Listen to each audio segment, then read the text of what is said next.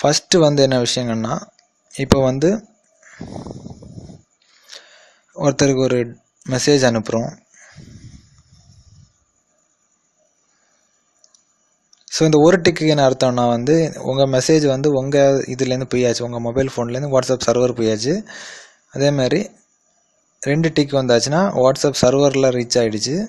2 tick வந்தாச்சுன்னா அவன் சர்வரில் போயாச்சு, அவன் ரீட் பண்ணி பார்க்கல, அவன் ஆன்லைனில் வந்ததுமே அந்த மெசேஜ் டெலிவரி ஆகிரும். அதே மாதிரி ப்ளூ கலரில் 2 டிக் வந்தாச்சுன்னா அவன் பார்த்தாச்சு, உன் ஃப்ரெண்டு வந்து பார்த்தாச்சு, ஓகே 2 டிக் மார்க். ஸோ உங்கள் ஃப்ரெண்டு வந்து உங்களுக்கு ஒரு மெசேஜ் அனுப்பியிருக்காங்க. ஸோ அவன் ஸ்டேட்டஸ் பார்க்கும்போது நீங்கள் மெசேஜ் பார்த்த மாதிரி இருக்கக்கூடாது, பார்க்காத மாதிரி இருக்கணும். ஸோ அப்படி எப்படி செட் பண்ணுறதுன்னு பார்க்க போகிறோம்.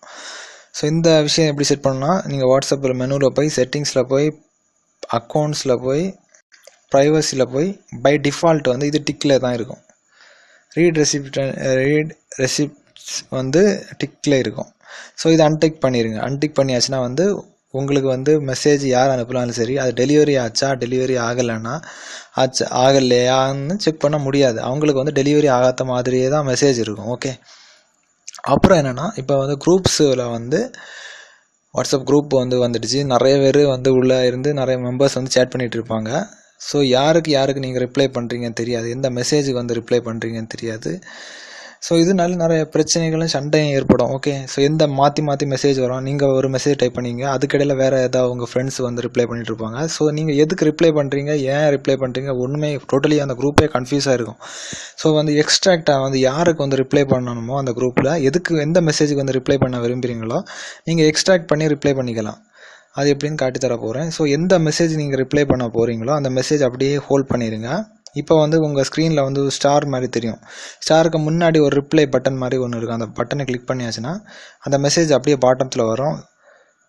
ஸோ அதுக்கு நீங்கள் வந்து ரிப்ளை பண்ணியாச்சுன்னா அது வந்து கரெக்டாக வந்து ஒரு மார்க்கிங் பண்ணி காட்டும், எந்த மெசேஜ் ரிப்ளை பண்ணுறீங்கன்னு, யாருக்கு நீங்கள் ரிப்ளை பண்ணுறீங்கன்னு தனியாக வந்து அது காமிச்சிடும். ஸோ இதனால குரூப்பில் வர நிறைய பிரச்சனைகள்லேருந்து நீங்கள் வந்து சால்வ் ஆகிடலாம்.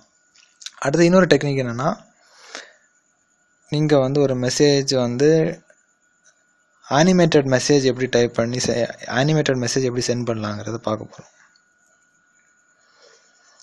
இதெல்லாம் வந்து எமோஜிஸ். இந்த எமோஜிக்கு உயிர் கொடுப்போம், அதை பார்ப்போம். ஃபஸ்ட்டு வந்து பார்த்தீங்கன்னா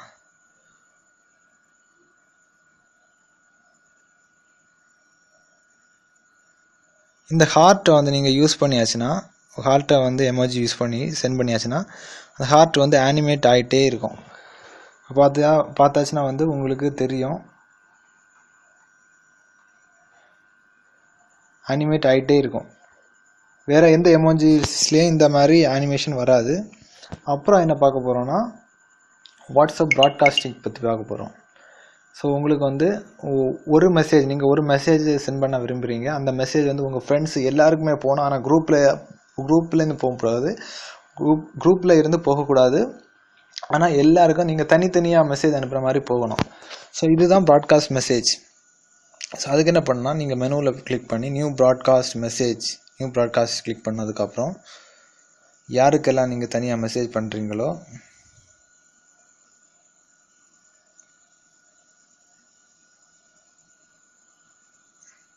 அதெல்லாம் சூஸ் பண்ணுங்கள்.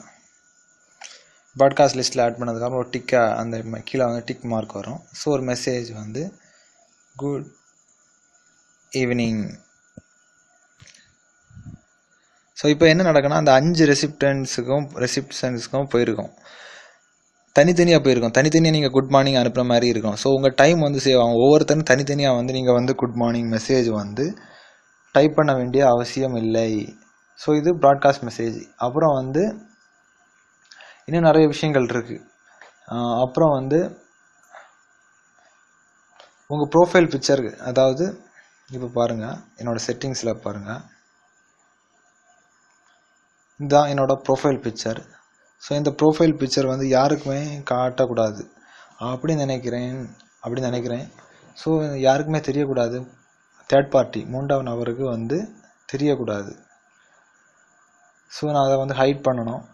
எப்படி ஹைட் பண்ணலாம், என்ன பண்ணலான்னா, என்னோடய ப்ரோஃபைல் பிக்சர் யாருமே பார்க்கக்கூடாதுன்னா அதுக்கு ஒரு செக்யூரிட்டி செட்டிங்ஸ் இருக்குது. மெனுவில் போய் நேராக செட்டிங்ஸ் போங்க.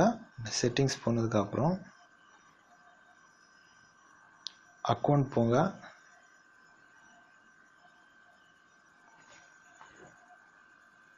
சாரி நண்பர்களே, அக்கௌண்ட்ஸ், ப்ரைவசி, ப்ரொஃபைல் ஃபோட்டோன்னு ஒரு ஆப்ஷன் இருக்கும். மை கான்டாக்ட்ஸ் சூஸ் பண்ணியாச்சுன்னா உங்கள் கான்டாக்டில் இருக்கிற எல்லாருக்கும் தெரியும். நோபடினா யாருக்குமே உங்கள் ப்ரொஃபைல் பிக்சர் தெரியாது. ஓகே, இப்போ வந்து அதேமாதிரி லாஸ்ட் சீன்னா காட்டித்தரேன் நண்பர்களே. இப்போ ஒரு கான்டாக்டில் ஒரு கிளிக் பண்ணுறேன். Last seen today at 9:30. இவன் வந்து என்ன பார்த்தீங்கன்னா 9:34 வரை ஆன்லைனில் இருந்திருக்கிறான். இந்த ஸ்டேட்டஸ் கூட நீங்கள் வந்து ஹைட் பண்ணலாம். நீங்கள் எப்போ ஆன்லைனில் வாரீங்க, எப்போ போகிறீங்க இன்னுமே காட்டக்கூடாதுன்னு நினைக்கிறீங்கன்னா அக்கௌண்ட்ஸ், ப்ரைவசி, லாஸ்ட் சீன் வந்து நோபடி. ஸோ யாராலையும் வந்து நீங்கள் எப்போ வந்து ஆன்லைனில் வாரீங்க, எப்போ வந்து ஆஃப்லைனில் போகிறீங்க எதுவுமே தெரியாது. ஓகே, அப்புறம் வந்து ஸ்டேட்டஸ், நீங்கள் ஆன்லைனில் இருக்கிறீங்களா ஆஃப்லைனில் இருக்கிறீங்களான்னு பார்த்தாச்சுன்னா இப்போ வந்து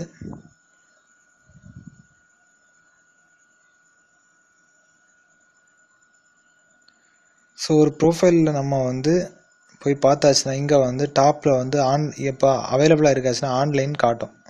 ஸோ இது காமிக்கக்கூடாது நினச்சிங்கன்னா நீங்கள் வந்து ஆஃப்லைனில் செட் பண்ணிக்கலாம். செட்டிங்ஸ் போங்க, அது கூட ஹைட் பண்ணணும்னு நினச்சிங்கன்னா ப்ரைவசியில் போய் ஸ்டேட்டஸ் வந்து நோபடின்னு கொடுத்தாச்சுன்னா நீங்கள் வந்து ஆன்லைனில் இருந்தாலும் அந்த க்ரீன் கலர் சிம்பிள் வந்து காட்டாது. ஸோ ஆல்மோஸ்ட் வந்து நம்ம நிறைய ட்ரிக்ஸ் பார்த்தாச்சு. இனியும் நிறைய இருக்குது பார்க்குறோம். ஸோ டைம் எடுத்து பாருங்கள், வெயிட் பண்ணுங்கள் நண்பர்களே.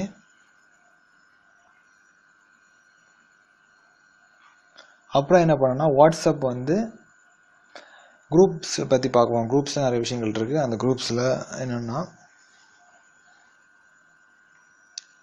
இப்போ ஒரு குரூப்பில் வந்து நீங்கள் இருக்கிறீங்க, அந்த குரூப் மெம்பர்ஸ் வந்து எப்போவுமே சேட்டிங் பண்ணிகிட்டே இருக்காங்க. ஸோ உங்களுக்கு எப்போவுமே நோட்டிஃபிகேஷன் அலர்ட்டாக வந்துட்டுருக்கு. ஸோ உங்களால் ஒன்றுமே பண்ண முடியலை, என்ன பண்ணணும், ரொம்ப டார்ச்சராக இருக்குது. ஸோ அந்த குரூப்பு வந்து உங்களுக்கு வந்து பிடிச்சிருக்கு, ஆனால் அந்த நோட்டிஃபிகேஷன் வந்து வரக்கூடாது. ஸோ அதுக்கு நீங்கள் என்ன பண்ணுறீங்கன்னா இந்த குரூப்பில் போய் கிளிக் பண்ணுங்கள். குரூப் இன்ஃபோவுக்கு போங்க. இதில் வந்து மியூட் பண்ணியாச்சுன்னா உங்களுக்கு எந்த அலர்ட்டுமே வராது. ஸோ அலர்ட் வரணும், ஆனால் கஸ்டம் நோட்டிஃபிகேஷனாக இருக்கணும். மியூட் பண்ணியாச்சுன்னா வந்து டோட்டலி ஆஃப் ஆகிடும். யார் என்ன சேட் பண்ணாலும் உங்களுக்கு தெரியாது, என்ன நடக்குன்னே உள்ள தெரியாது. ஓகே, மியூட் பண்ணியாச்சுன்னா அப்புறம் மியூட்டில் வந்து நிறைய டைப் இருக்குது. வந்து 1 இயருக்கு மியூட் பண்ணிக்கலாம், 1 வீக்கு மியூட் பண்ணிக்கலாம், 8 hours. ஸோ இப்போ ஒரு 8 hours மியூட் பண்ணியாச்சுன்னா 8 hours யார் என்ன சேட் பண்ணியாச்சுனாலும் வந்து உங்களுக்கு அலர்ட் வராது. அந்த குரூப்லேருந்து எந்த வித அலர்ட்டும் வராது. ஓகே, அப்புறம் நோட்டிஃபிகேஷன், கஸ்டம் நோட்டிஃபிகேஷன் ஒன்று இருக்குது. இந்த கஸ்டம் நோட்டிஃபிகேஷன் எதுக்குன்னா வந்து நீங்கள் வந்து உங்கள் குரூப்லேருந்து ஒரு மெசேஜ் வருதுன்னா அதுக்கு தனி ரிங்டோன் செட் பண்ணலாம். ஒவ்வொரு குரூப்புக்கும் ஒவ்வொரு ரிங்டோன் செட் பண்ணியாச்சுன்னா எந்த குரூப்லேருந்து யார் சேட் பண்ணிகிட்டு இருக்காங்கிறன்னு தனியாக அவங்கள ஐடென்டிஃபை பண்ணி பார்க்கலாம். அதுக்கு நீங்கள் என்ன பண்ணுறீங்கன்னா நோட்டிஃபிகேஷனில் கஸ்டம் நோட்டிஃபிகேஷன், அதை யூஸ் கஸ்டம் நோட்டிஃபிகேஷன் டிக் பண்ணதுக்கப்புறம் நோட்டிஃபிகேஷன் டோனை மாற்றுங்க. ஓகே, அப்படி கஸ்டம் நோட்டிஃபிகேஷனை மாற்றிக்கலாம். அப்புறம் இனி நிறைய விஷயங்கள் இருக்குது. ஓகே,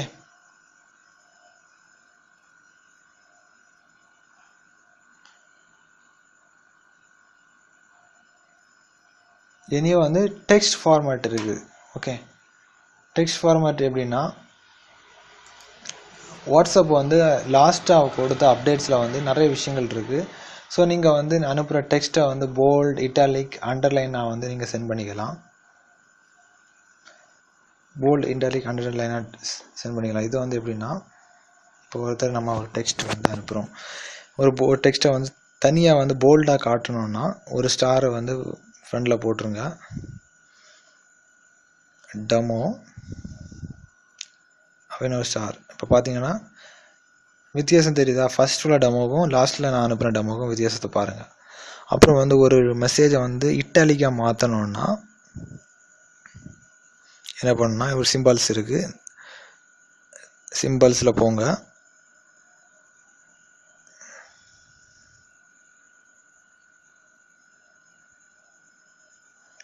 இப்போ பார்த்தீங்கன்னா இட்டாலிக் ஆகிடுச்சு. ஸோ எந்த சிம்பிள் நான் யூஸ் பண்ணி நீங்கள் பார்த்துருப்பீங்க. அப்புறம் வந்து ஸ்ட்ரைக், ஒரு வெட்டு வர மாதிரி டெக்ஸ்ட்டு வந்து நீங்கள் சென்ட் பண்ணுறீங்கன்னா, சப்போஸ் வந்து ஒரு மெசேஜ் வந்து நீங்கள் டைப் பண்ணி விட்டீங்க. ஸோ அந்த மெசேஜில் சின்ன ஒரு தப்பு இருக்குது. ஸோ இந்த மெசேஜில் தப்புங்கிறத சுட்டி காட்டுறதுக்கு அதை வெட்டி நீங்கள் காட்டிக்கலாம் ஸ்ட்ரைக் பண்ணி. ஸோ அதுக்கு என்ன சிம்பிள்னால்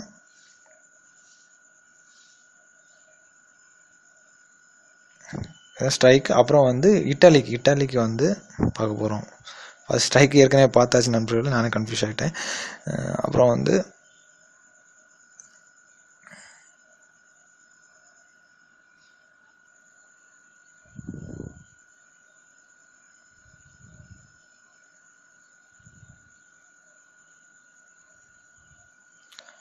பாருங்கள் நண்பர்களே, போல்ட், ஸ்ட்ரைக், அப்புறம் italic 3 type of text format பார்த்துருக்கோம்.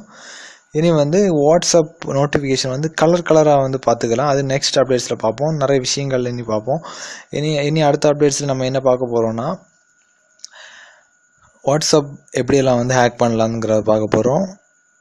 அப்புறம் வந்து ஸ்பூஃபிங் மெசேஜ் வந்து எப்படி அனுப்புகிறோம்னு பார்க்க போகிறோம். நிறைய விஷயங்கள் பார்ப்போம். ஸோ நெக்ஸ்ட்டு ஒரு நல்ல அப்டேட்ஸை சந்திக்கலாம் நண்பர்களே. ஸோ சப்ஸ்கிரைப் பண்ண மறந்துடாதுங்க. இன்னொரு நல்ல ஒரு அப்டேட்ஸ் சந்திப்போம். ஸோ இன்றைக்கி நான் சொல்லி தந்த விஷயங்கள் ரொம்பவே யூஸ் ஆகிருக்கும். டைம் வந்து நிறைய ஆகிடுச்சு. ஸோ பார்ட் 2 வந்து அடுத்த கன்வர்சேஷன் வந்து ஒரு அப்டேட்ஸில் கொடுக்குறேன் நண்பர்கள். அதுவரை உங்களிடமிருந்து விடைபெறுகிறேன். நன்றி.